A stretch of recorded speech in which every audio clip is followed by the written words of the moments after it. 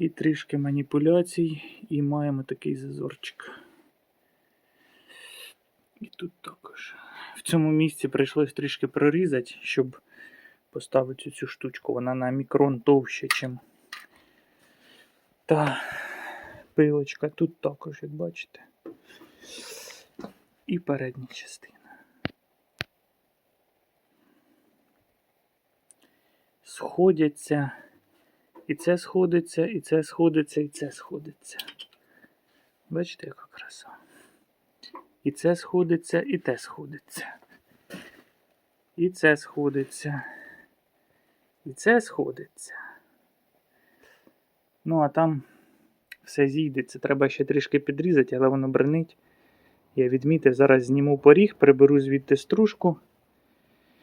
І можна приварювати. Така красота.